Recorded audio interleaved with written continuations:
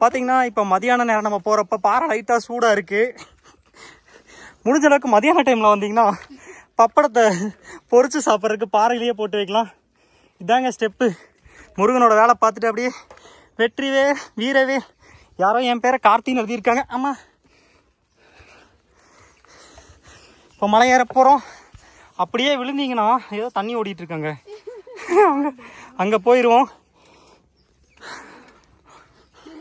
என்னடா இது இப்படி இது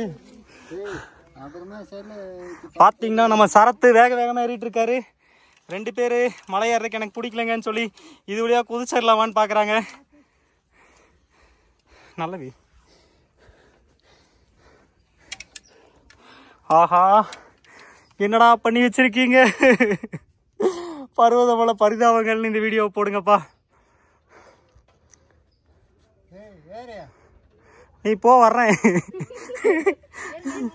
சைடில் இருக்க கம்பியை பிடிச்சி கொஞ்சமாக கால் வச்சு ஈஸியாக ஏறலாம். எல்லாரும் அவ்வளோவா கஷ்டம்லாம் சொன்னாங்க, அவ்வளோவா கஷ்டம்லாம் தெரிலங்க. கம்பி இருக்கு.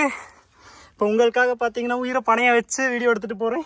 சப்ஸ்கிரைப் பண்ணுங்கள், உங்கள் ஃப்ரெண்ட்ஸ்க்கு ஷேர் பண்ணுங்கள், லைக் பண்ணுங்கள். ஏம்மா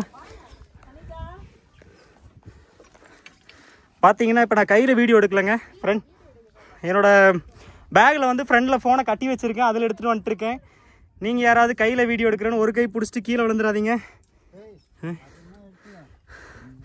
முன்னாடி போகிறவர் பார்த்தீங்கன்னா விருதையன் சிடுமூஞ்சி சித்தப்பா சரத்து. போக போக வா வான்னு கூப்பிட்டுக்கிட்டே இருக்காரு. மொட்டை வெயிலில் மட்டை மலையில் ஏறணும், குனிஞ்சிக்கிட்டே ஏறுவோம். பார்த்தீங்கன்னா ஆள் ஏற முடியாமல் அகலக்கால் நின்றுருக்காரு. பக்கத்துலேயே ஒரு குட்டி ஆஞ்சநேயர் வெயிட்டிங். ஐயோ,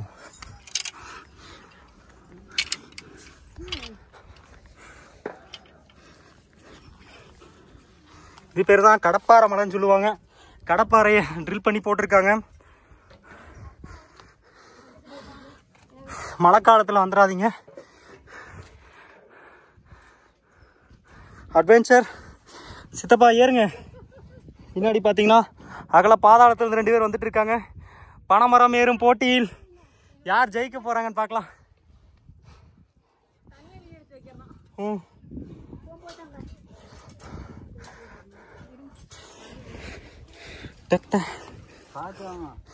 பார்த்தீங்கன்னா இங்கேருந்து பார்க்க ஆகாயம் இது தெரியும். குச்சி தூக்கி போட்டிருக்கீங்க வேணாம். இந்த ஹைட்லையும் நம்ம குட்டி ஆஞ்சநேயர் மரத்தில் உட்காந்து தில்லா கை பிடிக்காம உட்காந்து சாப்பிட்டு இருக்காரு. ஆஹா அடச்சா, ஏய் இப்போ வந்து பேக்கை பிடுங்குது. ஆடா பாவி, பால் சாமிக்கு கொண்டு போன பாலை கொண்டு போயிருச்சு. இருந்தாலும் ஆஞ்சநேயர் தான் கொண்டு போனாரு. விட்டுருவோம், விட்டுரு சரத்து, பரவாயில்ல.